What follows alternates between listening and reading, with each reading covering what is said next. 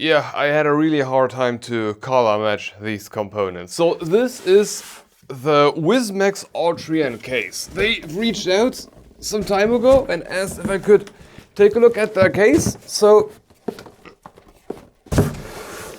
every time the same thing. So this is the Wizmax Artrian, and it is I would call it a budget T case, than on the budget T side. However, it is kind of special because it is powered by design. Now, as you can see, the front is pretty special. From the chassis itself, it's based on the top is slightly above like the budget T cases of last year.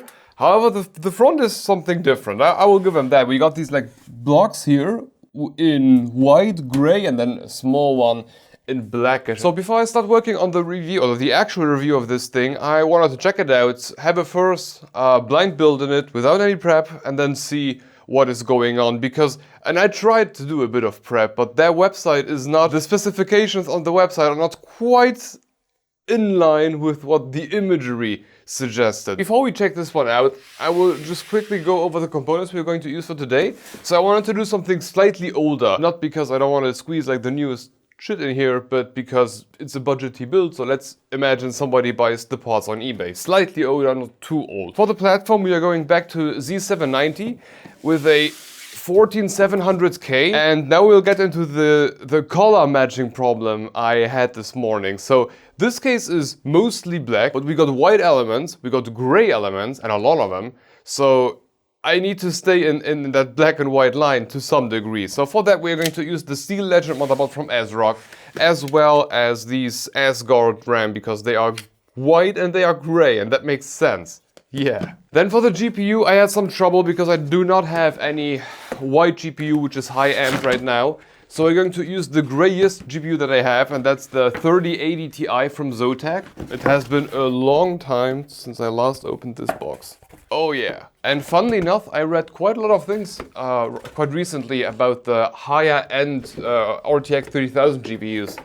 Like, people are still trying to get them because they are like dirt cheap and they are not that far away from the cost, the bang for the buck is much higher on these if you buy them used than on like the current gen. Anyway, now for the cooling, I just got in a box from Montech containing the Hyperflow Silent in 360, which perfectly fits the top here, and it is white, which hopefully doesn't create a problem in this case with the whole black, white, grayish theme, but yeah, let's just hope that. And then as a last little thing, I just got this Montech power supply, because it's white and it has like almost braided cables by default, which is something. And then for the fans, in case I need them, because as I said, the website didn't quite explain it as well as I hoped. Anyway, I got a bunch of these Cougar modular fans that you can like clip onto each other, and I will need at least two because there are two side fans, which are not present on the website at all. I mean, on the images they are, but not in the explanation. So let's have a first look at this case now. What we can do in here, slightly budget-y glass, but that's all right if the price is all right. So pretty standard ATX budget-y case for nowadays. Oh yeah. This did not hurt at all. Anyway, included with the case we got one back fan, 3 front fans, and they are definitely not the same thing. Like, the back fan looks high quality, looks way better with RGB and all of that stuff, and the front fans are like very basic. This is very basic and very unfortunate because I'm going to have to let them stay in the case for like, hey, look how the case performs without me replacing the fans benchmarks. Yeah, look very different and look way more airflow focused than the back one. Anyway, 4 included fans, and in the top we can smash in another 3 and a up to 360 radiator. Other than that, pretty regular. PSU goes in the bottom on its own shrouds, and one of the more specialty things about this case is the fact that we got these 2 120mm side spots here. That's basically all. That's the whole case. Let's build on it and see how it turns out. But first, let's do the base.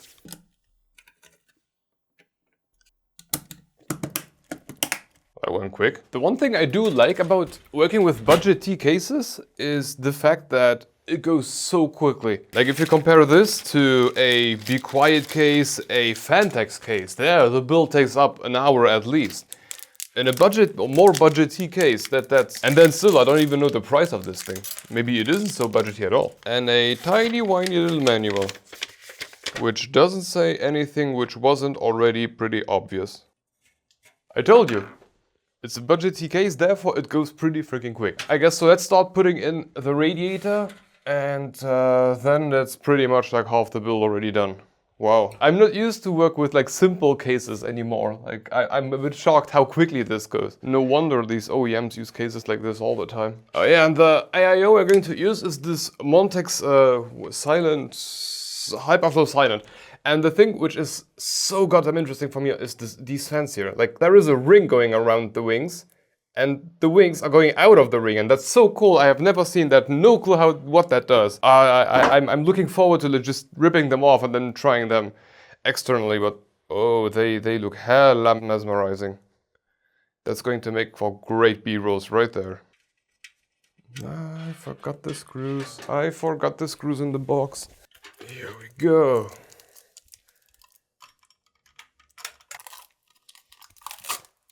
Not sure why this one was necessary, but yeah, sure, why not? Quickly do some cable management before we proceed, because otherwise I will have a really hard time to reach all of these ARGB ports up there. And yeah, figure out this mess here from the case itself.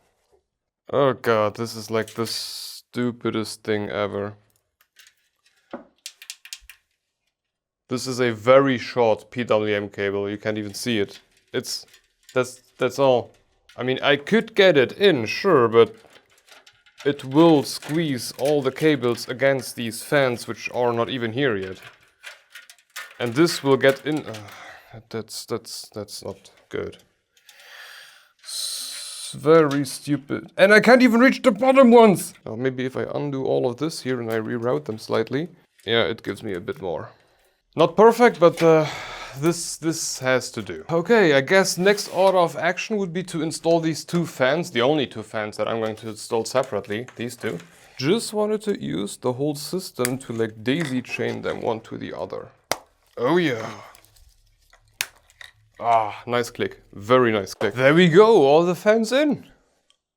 God, this is such an easy build for once. And given there is not so much we put in here, but yeah, we've had way longer build. That's why we got that replacement PCIe bracket, because these things here are click out, which I do not like. But it is what it is. And then if you clicked out one...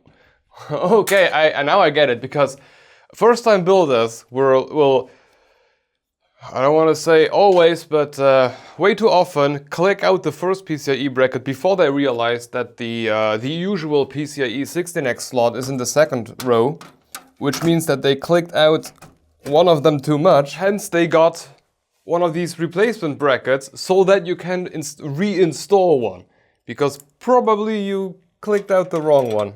Oh, now I get it. This is so goddamn stupid. But yeah, now we have done the full circle on this being a budget case.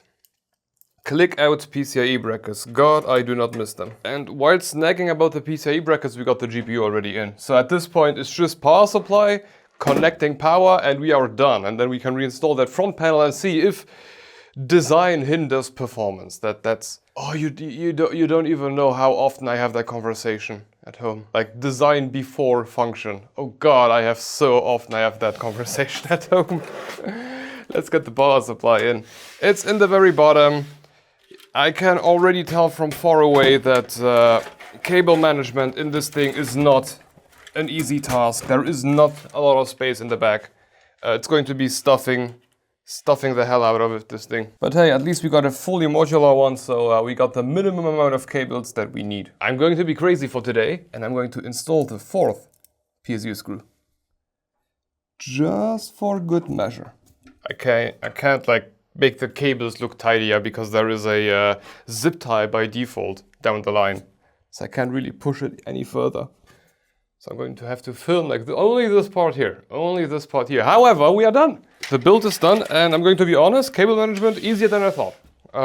So I didn't close the back panel yet, so we don't really know how well this closes. But my best guess is it's really not that bad at all.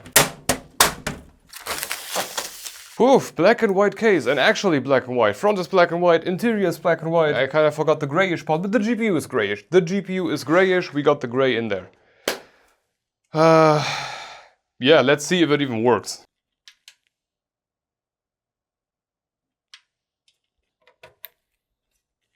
Oh yeah, I had troubles recently with that power cable. I don't know yet why, but I had trouble with it.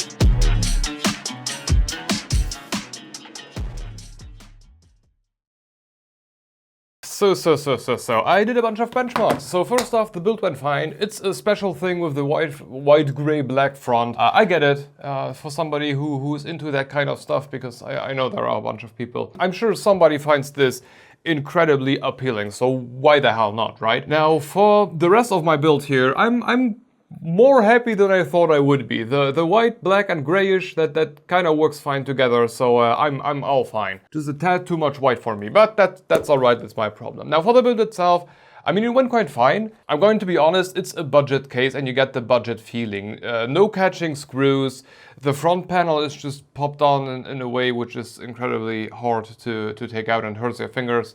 And for example, the top here, it's like just a mesh panel. There is no protection around, and when you try to get it in, A, it's incredibly hard to get the angle right, and B, everything just, it feels budgety. But that's alright, it's a budget case as long as the price matches that. People build budget builds still nowadays. People still get like old components or last gen components or used components, and then they put together a quick build for a low cost buck. So there is a market for that. I see that, and I'm going to judge the case based on the price for the final review. Now for the build, everything went fine, went smooth, went quick, but we get the usual budgety things like the clip-out PCIe brackets, the fact that cable management was kind of forgotten when playing this case, or for example, even though this case has the sideways intake fans, which is cool, I like that. However, because there is so little space behind it, and because the front fans are routed, or the cables are routed right in front of these fans, they will eat the cables all the freaking time. So I had to zip tie them down so that they don't get into the fan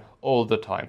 Oh, and before I forget, if you wonder why, if I got like a stroke and that's why we got the two RAM sticks glued to each other, no, for some reason my second RAM slot in the motherboard just didn't want to take any RAM. It wouldn't even boot, it wouldn't even post, it wouldn't do nothing. It would just restart all 2 seconds. So I have no clue what's happening there with the motherboard right now. I guess the RAM is fine because it boots in slot 3 and 4. So there's that. But no, I can't put anything into the second slot. That's why we get this here, but this doesn't matter for the case. The case is fine. It has nothing to do with the RAM position. Now, I did some benchmarks inside of this case, and I don't think that it's the case's fault. So first we ran CPU burner, and we burned up 250 watts permanently, and I waited a good 15-20 minutes, and we reached 92 degrees C, which that's more on the AIO, I believe. I have not yet benchmarked this AIO separately. I got the black one ready for the benchmark, so we will see about that.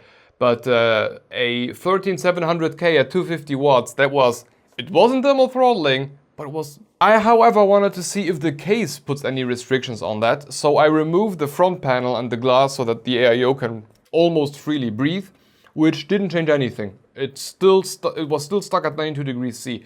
However, I did get the feeling that there is not enough air coming out at the top. That's where the fans are blowing, so I suspected that something there is hindering, so I removed the top mesh panel, and lo and behold, the package temperature dropped by 1 degree C to 91 degrees C, which is still not good. It's like 4 degrees C before thermal throttling.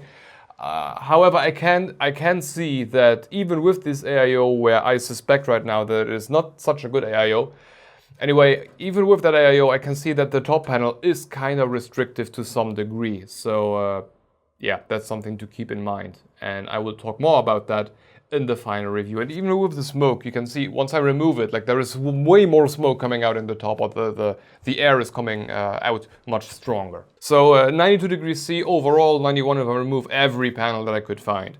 And then for the GPU, GPU was sitting at 72 degrees C if I ran Firmware 1080p all in, and if I removed all the panels, we are sitting at 71. So we also dropped a degree, but yeah. These numbers only apply to this exact build with these exact benchmarks, so don't take them as like a value for whatever you are building.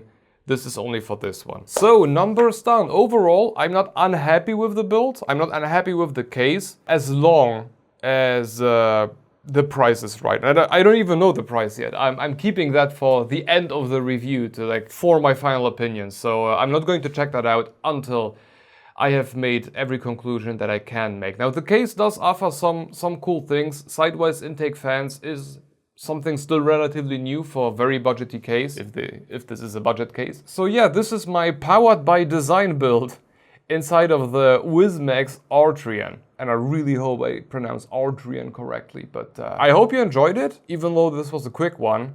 And I like the fact that there are hinges. That's kind of cool. With magnets. Oh, maybe I could also say something more about the fans. The fans inside the Wizmax are relatively quiet, I would describe them as. They are not particularly strong. Like the back one is a bit more stronger and the front ones are airflow fans. As long as I keep them below 40, I can't really hear them. They are getting a bit louder towards the max, but below 40, that's... I'm not gonna say I'm impressed, but for like 3 fans with the case, that's really fine. But okay, I think I'm going to leave it here for today. I'm going to keep the rest for the review. But for you, if you want to keep watching, have a look at this build we did some time ago, which was not a budget case, but it's also at a very different price tag. But okay, thank you for watching and hope to see you in the next one. Bye bye.